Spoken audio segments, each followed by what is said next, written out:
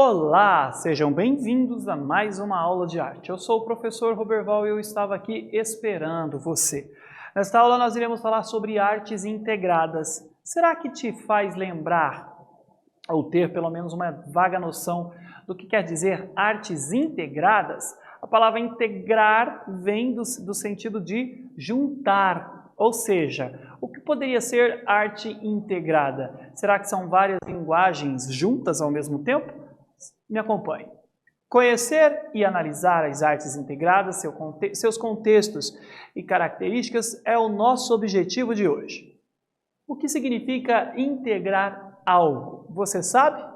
Você se integra ao meio em que você vive? Você relaciona com as pessoas em que você vive? Você contribui para o meio em que você vive? Olha só.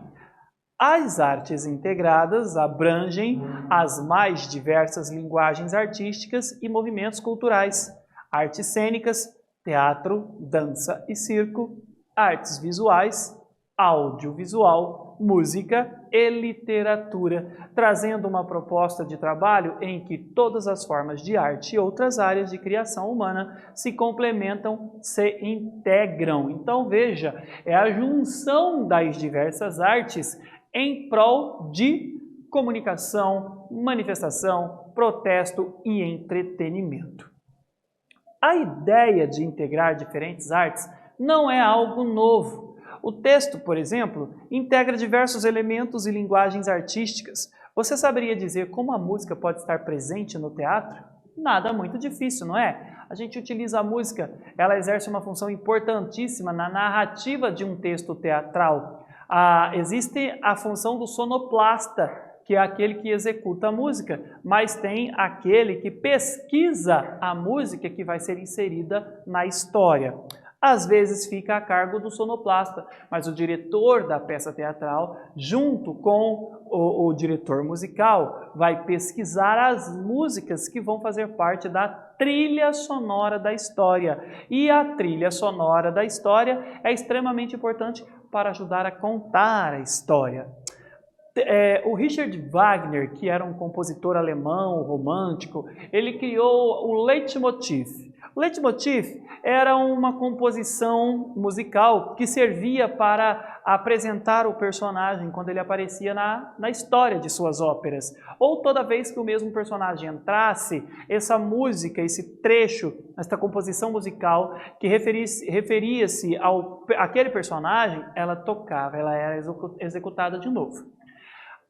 Hoje, o teatro e o cinema se apropriaram dessa ideia. Veja, quando você assiste um filme famoso,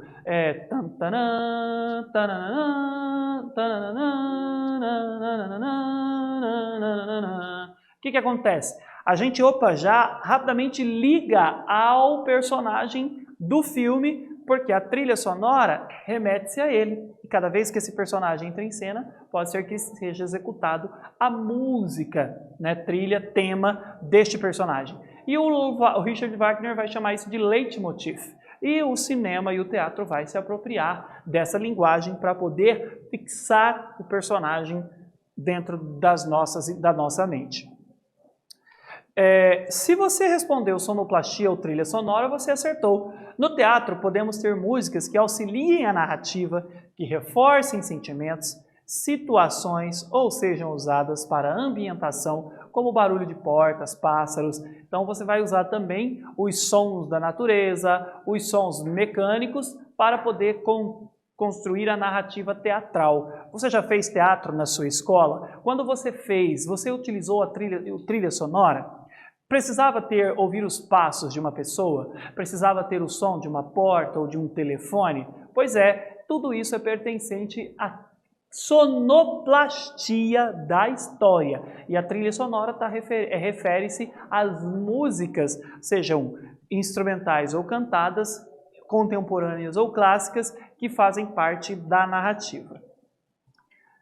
No espetáculo teatral, também temos o figurino e o cenário que estão mais próximos dos elementos das artes visuais. Veja, quando a gente pensa numa peça de teatro, vamos montar uma peça de teatro na escola. Muitos querem fugir do palco. Né? Ah, eu não quero fazer teatro, eu não gosto de fazer teatro. Tem que fazer, professor, tem que se expor. Não, me deixa, professor, ficar com a sua... Deixa eu cuidar da música. Ah, deixa eu cuidar do cenário. Deixa eu cuidar das roupas, eles falam assim geralmente. Então, o professor pode designar funções para aqueles que não querem ir para a cena, mas eles também não precisam ficar fora do processo. Eles podem ajudar na elaboração do figurino, que são as roupas, a vestimenta, a indumentária. Ele pode ajudar na confecção do cenário, que é o que vai ambientalizar a história. Ele pode ajudar na iluminação, se houver a oportunidade, que são as luzes que vão ambientar também a narrativa. E as luzes têm uma função importantíssima na história do teatro, porque elas ajudam, assim como a sonoplastia, a dar a sensação de alegria, tristeza, tensão, aventura, né? Então a iluminação é extremamente importante também no teatro. Ele pode ajudar a cuidar ou seja, dessa parte em que você não aparece, mas o seu trabalho aparece e é extremamente importante. É claro que, diferente de uma escultura criada por um artista plástico, o cenógrafo cria uma obra que está a serviço de outra. Ou seja, os painéis mobiliário criado por ele têm a função de auxiliar na história e encenação. Às vezes, dependendo da história, dependendo da narrativa, você vai pirar num cenário que ajude a contar a história. E às vezes é um cenário convencional para ambientalizar uma sala, ambientalizar um restaurante. Também está ajudando a contar a história? Está. Mas existem cenários que são extremamente importantes para que aquela cena funcione. Então veja, por exemplo, se você for pegar o expressionismo alemão, que nas décadas dos anos de 20, do século 20, vai ser importantíssimo o uso dessa linguagem dentro do cinema. Inclusive tem um filme que vai se destacar, que vai ser o trampolim para essa ressignificação do cinema alemão, que é o Gabinete do Dr. Caligari, em que o cenário é todo baseado numa ideia expressionista. E o expressionismo ele tem as suas próprias características, as suas próprias linguagens e que vai ser extremamente importante para a contação da história. E existe toda uma história legal por detrás desse cinema, desse filme. Eu estou aqui, a hora falo do cinema, a hora falo do teatro, porque tanto no cinema quanto no teatro a gente vai utilizar dessas mesmas linguagens para a construção da narrativa de uma história. Vamos refletir. Ao assistir a um filme ou uma peça teatral, quais elementos te chamam mais a atenção? O figurino, a encenação, a luz, a música, a história e por quê? Eu, particularmente, quando assisto um filme, eu presto muita atenção na trilha sonora, eu amo trilha sonora de cinema, mas também me chama a atenção o figurino e, ao mesmo tempo, a composição da cena, ângulo, os ângulos, a fotografia, o enquadramento. Então eu gosto muito da parte da fotografia, da encenação, do ator, né, da interpretação principalmente, também da música, da trilha sonora, mas cada um de nós vamos nos ater a alguma coisa que vai nos prender, algum desses elementos ou outros que vai nos prender e vai nos impressionar ou não.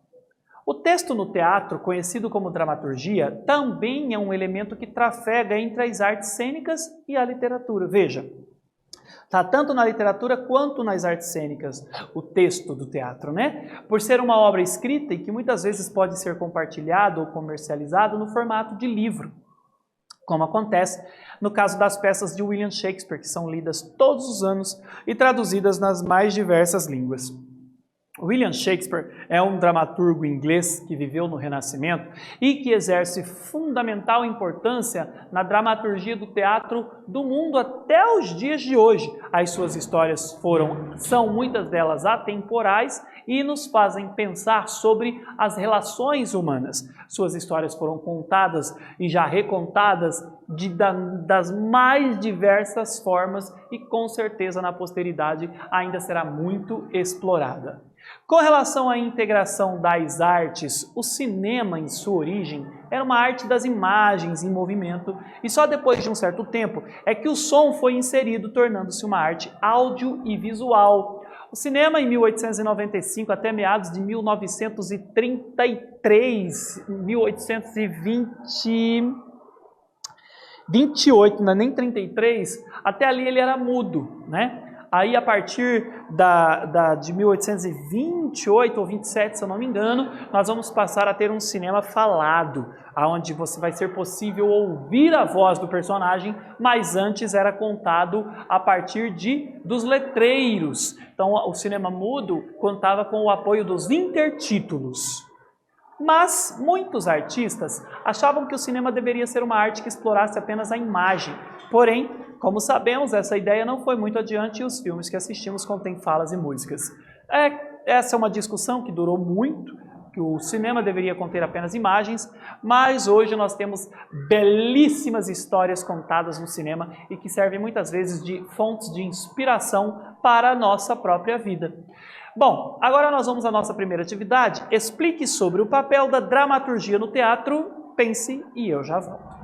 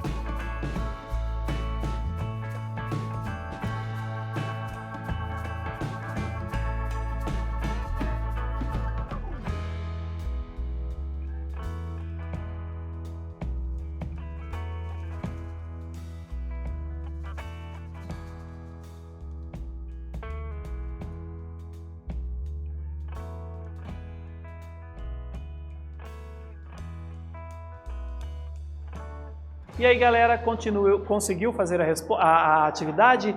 Veja, conhecido como dramaturgia, também é um elemento que trafega entre as artes cênicas e a literatura, por ser uma obra escrita e que muitas vezes pode ser compartilhada ou comercializada no formato de livro. Em 1928, Brian Foy lançou o primeiro filme totalmente falado, aqui ó, 1928, não passei muito longe, e sonorizado, Luzes de Nova York, Lights of New York. Originalmente, a Warner Bros. Deu permissão ao diretor de filmar apenas 2 rolos, o que resultaria em um curta-metragem, mas aproveitando a ausência dos chefes de estúdio. Olha aqui, né, esperto. Brian expandiu o filme, tornando seu longa de estreia. Antes do cinema falado, então, os filmes tinham cartões com diálogos, descrições e narrações para auxiliar a história. Observe alguns exemplos. Estes são os intertítulos, que auxiliava na história do cinema quando era mudo. A long time ago, in a galaxy far, far away. Lembra dessa frase? Há muito, muito tempo, numa galáxia distante. Tam, tam, tam, tam, taram, tam, taram. É Star Wars. Quem não conhece a trilha do Star Wars, quem ainda não assistiu toda a saga Star Wars, recentemente a Disney andou gravando aí, dando sequência em mais 5 filmes, e vem mais aí pela frente, pelo que eu fiquei sabendo, vale a pena acompanhar os antigos, ok? Sendo assim, no cinema mudo, com os cartões, havia também uso da arte tipográfica. Mas o que é isso? A tipografia é a arte e o processo de criação na composição e impressão de um texto físico ou digitalmente. Assim como no design gráfico em geral, o objetivo principal da tipografia é dar ordem e forma à comunicação escrita, escolher a fonte do texto, como na foto ao lado, o local em que ficará. Olha, o cinema expressionista, o cinema alemão, por exemplo, eu gosto muito do Vampiro de o Vampiro de Düsseldorf. Representa a queda do expressionismo alemão, mas é o primeiro filme falado também da Alemanha, e é um dos primeiros filmes falados na Alemanha, e é um filme belíssimo que vai trabalhar com aquela ideia de trilha sonora do leitmotiv. Toda vez que o assassino aparece em cena, a gente ouve ele assobiando. Então a gente entende que o assassino está na cena. E é um filme que não tem trilha sonora ambientalizada, mas é só fala o tempo todo. Para quem gosta de cinema, vale a pena assistir este filme. E também, no expressionismo alemão, a tipografia ajudava a narrar a história. Ela estava sempre relacionada à ideia do filme, ao contexto do filme, para que a leitura, a escrita, fizesse parte do ambiente total da história. Agora nós vamos a mais uma atividade. Faça um mapa mental, palavras-chave, imagens, textos curtos, sobre os conteúdos estudados. O que são artes integradas? Quais são os exemplos de artes integradas? Pense e eu já volto.